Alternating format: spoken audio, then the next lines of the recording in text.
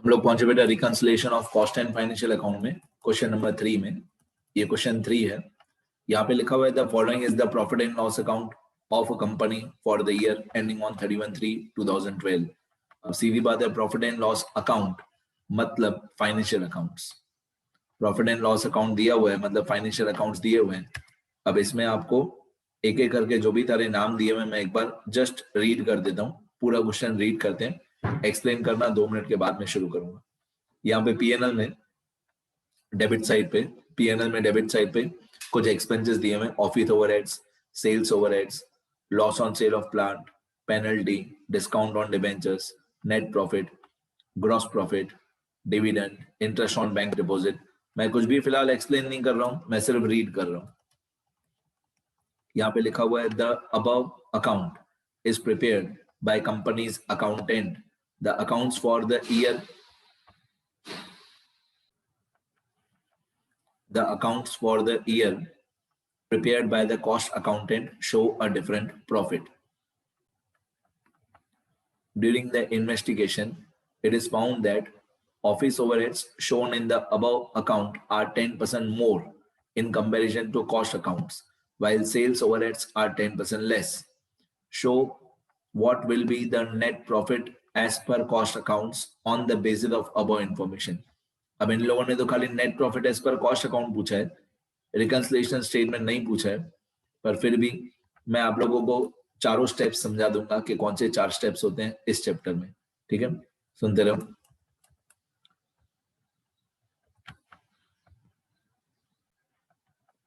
अब पहले मैं आपको ये समरी बता देता हूं कि कौन से 4 स्टेप्स होते हैं इस चैप्टर में। सबसे पहला स्टेप होता है फाइनेंशियल अकाउंट्स, मतलब trading account and PNL account. ये बनाने की जरूरत नहीं है क्योंकि हम लोगों को नेट प्रॉफिट दिया हुआ है। हम लोगों को net profit as per PNL account दिया हुआ है। Net profit as per PNL account है हमारा ये वाला 179360। इसको हम लोग बोलेंगे net profit as per financial accounts. जो पीएनएल अकाउंट का नेट प्रॉफिट होता है उसको हम लोग बोलते हैं profit as per financial account. तो 179360 ये profit as per financial account दिया हुआ है, तो हम लोगों को ट्रेडिंग पीएनएल बनाने की जरूरत नहीं है। दूसरा स्टेप होता है कॉस्ट शीट। कॉस्ट शीट हम लोग बनाते हैं जब profit as per cost account नहीं दिया हो, तो इस क्वेश्चन में कॉस्ट शीट बनाना पड़ेगा। पूछा हुआ भी है, वैसे पूछा हुआ भी है कि कॉस्ट शीट बनाओ, बट ये रूल क्या होता है, कॉस्ट शीट कब बनाते हैं, जब profit as per cost account नहीं दिया हो तो कॉस्ट शीट बनाते हैं। तो पहला स्टेप था ट्रेडिंग पीएनएल, वो क्वेश्चन में दिया हुआ ही है तो हम लोग नहीं बनाएंगे। दूसरा स्टेप होता है कॉस्ट शीट, ये हमको इस क्वेश्चन में बनाना पड़ेगा क्योंकि profit as per cost account, ये वाला profit as per cost account question में नहीं दिया हुआ है तो कॉस्ट शीट बनाना पड़ेगा। तीसरा स्टेप होता है हमारा मेन जो चैप्टर का नाम है रिकंसिलिएशन स्टेटमेंट। ये हर क्वेश्चन में बनाना ही है, इस क्वेश्चन में नहीं पूछा है फिर भी मैं ड्रॉ करके बता दूंगा reconciliation statement.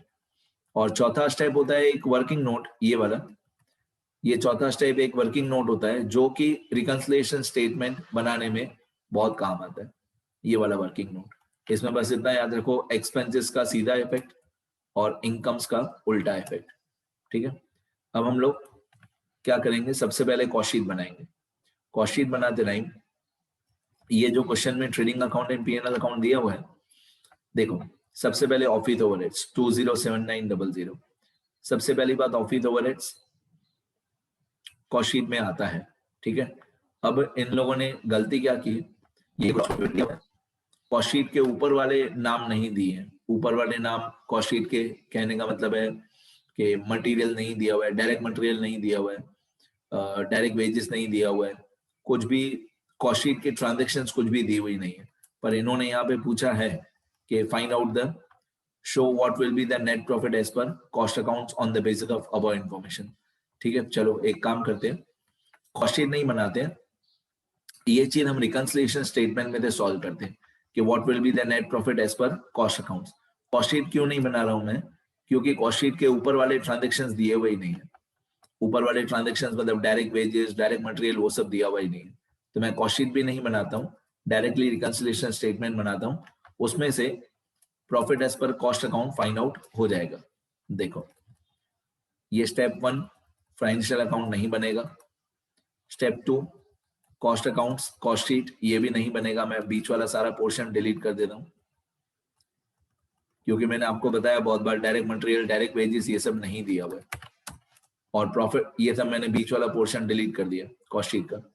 Profit as per cost account मैं रिकंसिलिएशन स्टेटमेंट में फाइंड आउट कर लूंगा। अब मैं क्या करूंगा, यहां पे मैं लिखूंगा ऊपर profit as per financial accounts, profit as per profit and loss account. अब profit as per profit and loss account ये मैंने ऊपर लिखा, मतलब फाइनेंशियल अकाउंट्स ये मैंने ऊपर लिखा। तो मैंने आपको बहुत बार बताया है कि जिसका नाम ऊपर होता है, जिसका नाम ये रिकंसिलिएशन स्टेटमेंट में ऊपर होता है profit as per financial account, उसका एक कॉलम यहाँ पे वर्किंग नोट्स में पहले बनना चाहिए। अगर हमने ऊपर नाम लिखा है profit as per financial account का, तो फाइनेंशियल अकाउंट का नाम ऊपर होना चाहिए। तो amount as per financial account आगे आना चाहिए और amount as per cost account पीछे आना चाहिए। जिसका नाम रिकंसिलिएशन स्टेटमेंट में ऊपर हो उसका यहाँ पे कॉलम पहले बनना चाहिए, और वही हम है। वही मतलब जिसका नाम ऊपर है उसका कॉलम पहले, वही हम है। तो नीचे वाली साइड रिकंसिलिएशन स्टेटमेंट में नीचे वाली साइड हो जाएगा profit as per cost account, यहाँ पे हो जाएगा profit as per cost accounts, और ये हम लोगों को फाइंड आउट करना है। ये हम कॉस्ट शीट बना के फाइंड आउट कर सकते हैं, सॉरी रिकंसिलिएशन स्टेटमेंट बना के फाइंड आउट कर सकते हैं। Profit as per cost accounts मतलब कॉस्ट शीट, ये हम लोग फाइंड आउट करेंगे रिकंसिलिएशन स्टेटमेंट बना के, कॉस्ट शीट बना के नहीं। अब सुनते रहो, ये याद रहेगा, जिसका नाम ऊपर उसका वर्किंग नोट में कॉलम पहले। यहाँ पे ऊपर नाम फाइनेंशियल अकाउंट का है, तो वर्किंग नोट में पहला नाम, पहला column amount as per financial account होना चाहिए। आगे अब एक एक करके ट्रांजैक्शन सॉल्व करते हैं। जैसे ये ऑफिस ओवरहेड्स है 207900, तो ऑफिस ओवरहेड्स का एक एडजस्टमेंट दिया हुआ था यहाँ पे। During the investigation, it is found that office overheads shown in the above account are 10% more in comparison to cost account. मतलब यहाँ पे जो office overheads दिए हुए हैं 207900, ये 10% more है। ये कौन सा अकाउंट है? P&L account. तो P&L अकाउंट में 207900 है, याद रखना P&L अकाउंट मतलब फाइनेंशियल अकाउंट। इसमें ऑफिस ओवरहेड्स है 207900, ये 10% मोर है। यहाँ पे लिखा हुआ है नीचे, यहाँ पे नीचे लिखा हुआ है during the investigation it is found that office overheads shown in the above account are 10% more. अब ये जो 207900 है ये वाला, ये 10% मोर है। अब मैं पूरा कैलकुलेशन बता रहा हूँ, सुनना ध्यान से। मैं वर्किंग नोट में जाऊंगा सीधा, ये वर्किंग नोट में गए, एक्सपेंसेस में गए, और यहाँ पे मैंने फर्स्ट नंबर पॉइंट करके लिखा ऑफिस ओवरहेड्स, ऑफिस ओवरहेड्स। अब एज पर फाइनेंशियल अकाउंट है 207900, ठीक है। ये P&L अकाउंट में, फाइनेंशियल अकाउंट मतलब P&L अकाउंट, तो ये P&L अकाउंट में लिखा हुआ है 207900, ठीक है। अब एडजस्टमेंट में क्या लिखा हुआ था कि ये जो 207900 है ये 10% मोर है। अगर ये 10% मोर है मतलब ये 110% है। अगर ये 10% मोर है मतलब ये 110% है, मतलब ये 110% है। क्योंकि ये 10% मोर है तो एज पर कॉस्ट अकाउंट जो होगा, जो एज पर कॉस्ट अकाउंट होगा उसको हम लोग सपोज करेंगे 100। हम लोग ऐसे सपोज करेंगे amount as per cost account is 100, तो amount as per financial account जो है वो 10% मोर है। 10% मोर है मतलब ये जो 207900 है ये 110% है। अब हम लोग क्रॉस मल्टीप्लाई कर सकते हैं। अब हम लोग क्रॉस मल्टीप्लाई कर सकते हैं कैसे कि 110 इक्वल टू 207900, तो 100% इक्वल टू कितना, इस तरीके से क्रॉस मल्टीप्लाई करेंगे तो amount as per cost account आ जाएगा हमारा। मैं क्रॉस मल्टीप्लाई करके दिखाता हूँ। Equal to 207900 multiply by 100 divided by 110। 207900 multiply by 100 divided by 110, तो हमारी अमाउंट आ जाएगी एज पर कॉस्ट अकाउंट 1,89,000। अब हम इन दोनों का डिफरेंस निकालेंगे। डिफरेंस 207900 माइनस 1,89,000, माइनस 1,89,000, तो हमारा डिफरेंस आ जाएगा 18,900 रुपए।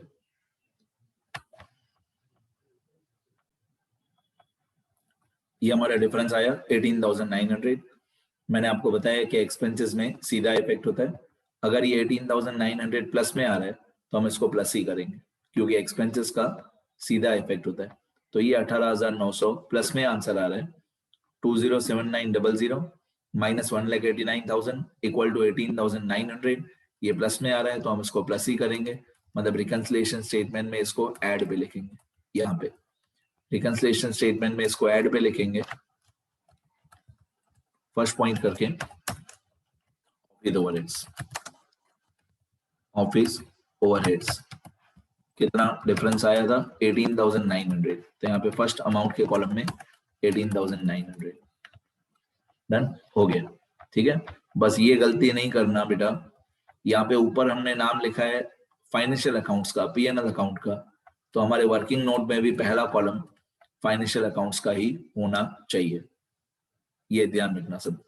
आगे इसके बाद हम लोग पहुंचे ऑफिस ओवरहेड्स के बाद क्वेश्चन में दिया हुआ है सेलिंग ओवरहेड्स। सेलिंग ओवरहेड्स दिया हुआ है 142,200, 142,200, ये सेलिंग ओवरहेड्स है। अब यहाँ पे एडजस्टमेंट में लिखा हुआ है while sales overheads are 10% less, यहाँ पे एडजस्टमेंट में लिखा हुआ है while sales overheads are 10% less। यहाँ पे मैं स्टार्टिंग से पढ़ूं, during the investigation it is found that office overheads shown in the above account are 10% more in comparison to cost account while sales overheads are 10% less। मतलब यहाँ पे जो sales overheads दिए हुए हैं ये वाले 142,200, ये 10% लेस है, मतलब ये 90% है 142,200। तो मैं क्या करूंगा, मैं वर्किंग नोट में जाऊंगा सीधा, यहाँ पे मैं लिखूंगा 142,200 और मैं लिखूंगा ये 10% लेस है, मतलब ये 90% है। अब मैं यहाँ पे लिखूंगा सेकंड नंबर सेल्स ओवरहेड्स। बस इसके बाद क्वेश्चन बहुत इजी है। अब ये सेल्स ओवरहेड्स आ गया 142,200, ये 90% है, तो अगर ये 90% है तो 100% कितना होगा, ये हम लोग क्रॉस मल्टीप्लाई करेंगे कि 90% इक्वल टू 142,200, तो 100% इक्वल टू कितना, क्रॉस मल्टीप्लाई, तो 142,200 multiply by 100 divided bye 90, 142,200 multiply by 100 divided bye 90, तो ये आ जाएगा हमारा 158,000, 158,000।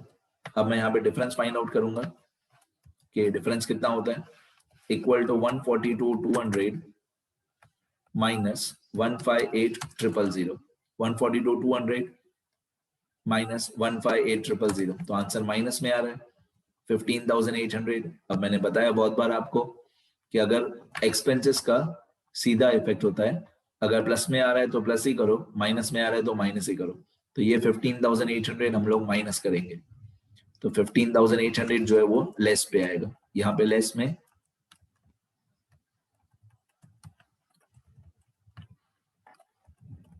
हम लोग लेस में लिखेंगे 15,800, क्योंकि माइनस में आ रहा है तो हम माइनस ही करेंगे 15,800।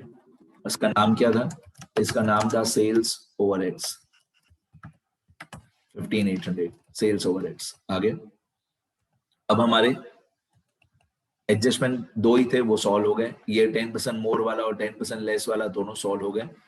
अब हम लोग यहां से देखेंगे पीएनएल में से कि प्रॉफिट एंड लॉस अकाउंट में कौन सी ऐसी चीजें हैं, यहां से देखेंगे प्रॉफिट एंड लॉस अकाउंट में देखिए कौन सी ऐसी चीजें हैं जो कॉस्ट शीट में नहीं आती है। ठीक है, मैं टिक करके बता दूं एक एक करके। देखो, ऑफिस ओवरहेड्स कॉस्ट शीट में आता है, सेलिंग ओवरहेड्स कॉस्ट शीट में आता है, ये जो तीनों नाम है loss on sale of plant, penalty और डिस्काउंट ऑन डिबेंचर, ये जो तीनों नाम है, ये तीनों नाम कॉस्ट शीट में नहीं आते। तो एक एक करके शुरू करते हैं। Loss on sale of plant 19,500, ये कॉस्ट शीट में आता ही नहीं है। सुनना ध्यान से मैं क्या बता दूं, loss on sale of plant 19,500, तो मैं वर्किंग नोट में जाऊंगा, loss on sale of plant में लिखूंगा यहाँ पे 19,500। थर्ड नंबर, ये हमको लॉस ऑन सेल ऑफ 19,500, ये हमको प्रॉफिट एंड लॉस अकाउंट में दिया हुआ है, राइट। 19,500 ये कॉस्ट शीट में आता ही नहीं है, तो कॉस्ट शीट की अमाउंट होगी 0। कॉस्ट शीट में loss on sale of plant आता ही नहीं है, तो कॉस्ट शीट की अमाउंट होगी 0। अब मैं माइनस करूंगा तो 19,500 माइनस 0, 19,500 माइनस 0 इक्वल टू 19,500। अब ये क्योंकि प्लस में आंसर आ रहा है तो हम इसको प्लस ही करेंगे रिकंसिलिएशन स्टेटमेंट में 19,500। तो रिकंसिलिएशन स्टेटमेंट में क्योंकि ये प्लस में आंसर आ रहा है तो हम इसको प्लस ही करेंगे 19,500। यहाँ पे नंबर लिख देंगे सेकंड और यहाँ पे नाम लिख देंगे loss on sale of plant.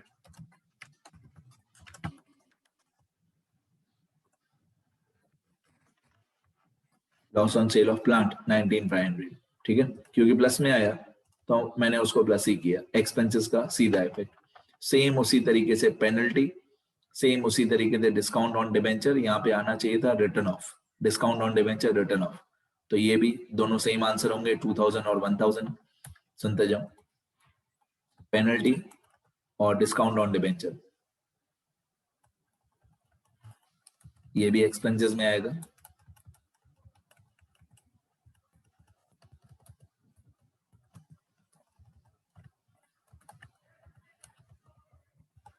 यहाँ पे नंबर लिखूंगा मैं 4 नंबर में था penalty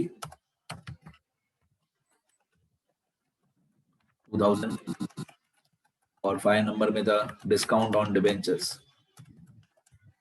discount on debentures return of. Actually इनको लिखना चाहिए था रिटर्न ऑफ, पीएनएल में रिटर्न ऑफ वाला आता है और इसकी अमाउंट है 1000। ये दोनों फाइनेंशियल अकाउंट में लिखे हुए हैं, ठीक है। ऊपर ये हेडिंग देखो, ये हेडिंग देखो, amount as per financial account मतलब पीएनएल अकाउंट, तो ये दोनों फाइनेंशियल अकाउंट या पीएनएल अकाउंट में लिखे हुए हैं 2000 और 1000। ये दोनों कॉस्ट शीट में नहीं आते, तो 2000 माइनस 0 2000 और 1000 माइनस 0 1000। अब ये भी प्लस में आ रहा है, 2000 और 1000 प्लस में आ रहा है, तो एक्सपेंसेस का सीधा इफेक्ट, हम भी इसको प्लस ही करेंगे। 2000 और 1000 ऐड पे ही लिखेंगे रिकंसिलिएशन स्टेटमेंट में, ये 2000 ये 1000। नंबर 3 पेनल्टी और नंबर 4 पेनल्टी के बाद क्या था, discount on debentures return of, discount on debentures return of 2000 और 1000। चलो आगे, अब वापस पीएनएल में जाते हैं। पीएनएल में ये 3 एक्सपेंसेस डायरेक्टली मैंने लिख दिए जो कॉस्ट शीट में नहीं आते। उसी तरह क्रेडिट साइड पे ग्रॉस प्रॉफिट हमारे काम का नहीं है, ग्रॉस प्रॉफिट कभी भी हमारे काम का नहीं है, इसको मैं कट कर देता हूँ, इसको छोड़ दो, कभी भी पूरे चैप्टर में कहीं पे भी काम नहीं आएगा ग्रॉस प्रॉफिट, कहीं पे भी नहीं। इसके बाद डिविडेंड और इंटरेस्ट ऑन बैंक डिपॉजिट, ये दोनों ऐसी ट्रांजेक्शन्स हैं, डिविडेंड और इंटरेस्ट ऑन बैंक डिपॉजिट, ये दोनों ऐसी इनकम्स हैं जो कॉस्ट शीट में नहीं आती है। 4000 और 1500 डिविडेंड और interest on bank deposit,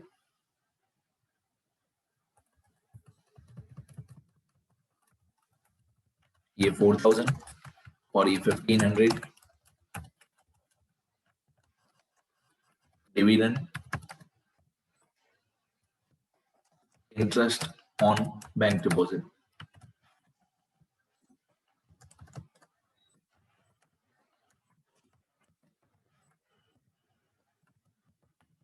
interest on bank deposit, अब ये दोनों क्योंकि इनकम्स हैं तो मैंने इसको वर्किंग नोट में नीचे की तरफ इनकम्स की तरफ लिखा। आपको मैंने बहुत बार बताया इनकम्स का उल्टा इफेक्ट होता है। ये 4000 और 1500 पीएनएल में लिखे हुए हैं, ये दोनों इनकम्स कॉस्ट शीट में नहीं आती है, तो कॉस्ट शीट में इसकी अमाउंट 0 हो जाएगी। अब 4000 माइनस 0 ये होता है 4000, 4000 माइनस 0 4000 होता है, 1500 माइनस 0 1500 होता है, 4000 माइनस 0 4000 होता है, 1500 माइनस 0 1500 होता है। अब इनकम्स का उल्टा इफेक्ट, इनकम्स का उल्टा इफेक्ट मतलब अगर ये प्लस में आ रहा है 4000 और 1500, तो मैं इसको माइनस करूंगा। इनकम्स का उल्टा इफेक्ट देखो, 4000 माइनस 0 4000 होता है।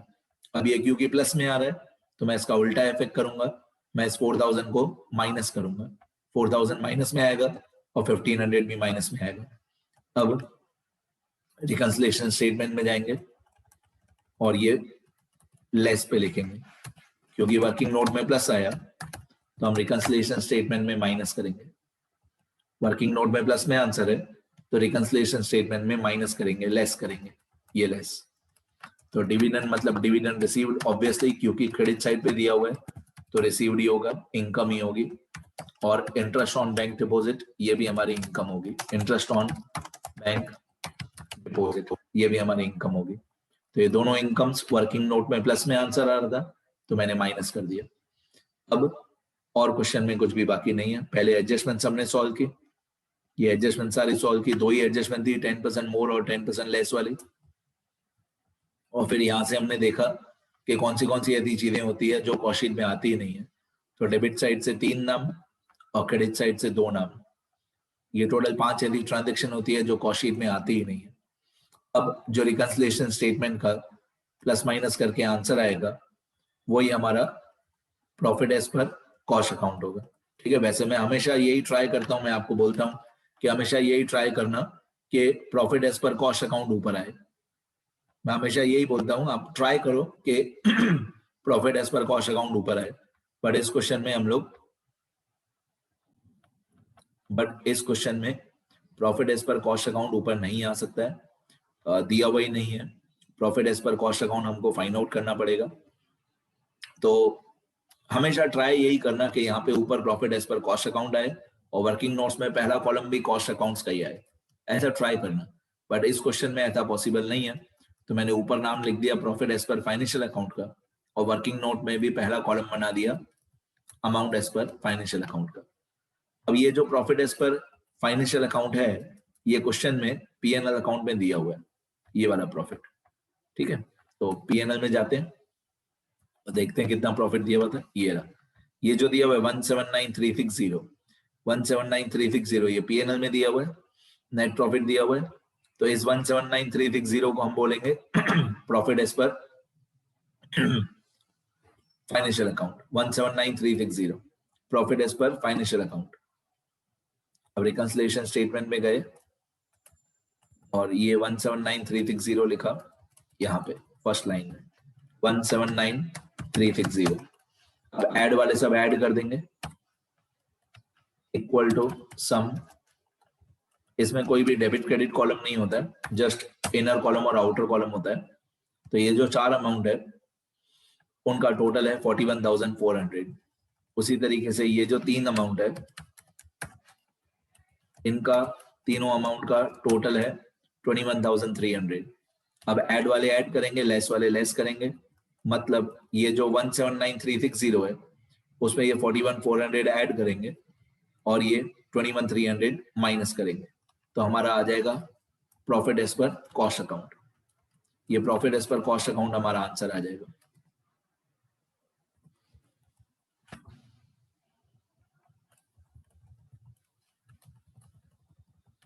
ठीक है, देखो मैं फॉर्मूला लगा देता हूं, सुनना ध्यान से।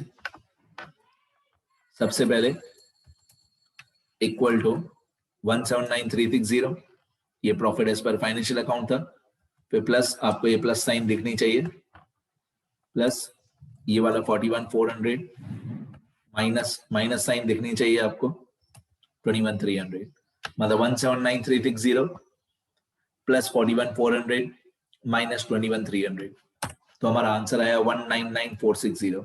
इसको बोलेंगे profit as per cost account, ये फाइंड आउट करना था 199,460। तो वैसे ये हमेशा फाइंड आउट होता है कॉस्ट शीट बना के, बट इस क्वेश्चन में कॉस्ट शीट क्यों नहीं बन सकती है, क्योंकि डायरेक्ट मटेरियल, डायरेक्ट पेजेस वो सब नहीं दिया हुआ, तो इसलिए मैंने कॉस्ट शीट बना के ये प्रॉफिट फाइंड आउट नहीं किया, रिकंसिलिएशन स्टेटमेंट बना के ये प्रॉफिट फाइंड आउट कर लिया 199,460। तो यहाँ पे हमारा आंसर वेरीफाई होना चाहिए, बताइए। ये देखो आंसर दिया हुआ है profit as per cost account, ये टेक्स्ट बुक में दिया हुआ है 199,460, यही आ रहा था हमारा 199,460। चेक करो, ये ना 199460, राइट। तो ये हमारा profit as per cost account right है। अब मैं पूरा एक बार स्क्रॉल कर दूंगा।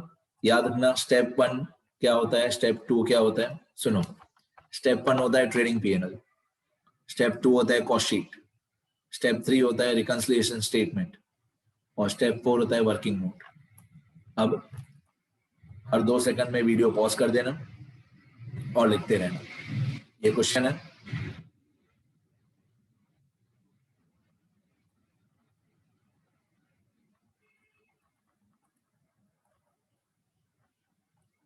ये पूरा क्वेश्चन है। ये ट्रेडिंग पीएनएल आपको नहीं बनाना है इस क्वेश्चन में। ये कॉस्ट शीट ये भी आपको इस क्वेश्चन में नहीं बनानी है। ये रिकंसिलिएशन स्टेटमेंट आपको बनाना है।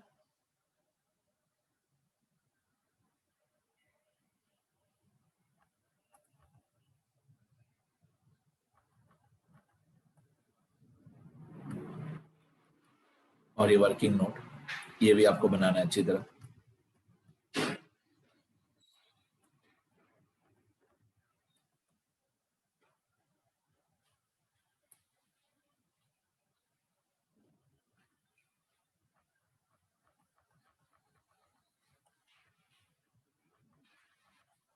ठीक है, इतना कंप्लीट करो। अच्छी तरह लिखो बेटा, लिखोगे तो याद रहेगा। मैं हर वीडियो लेक्चर में यही बोलता हूँ, प्लीज लिखते रहो।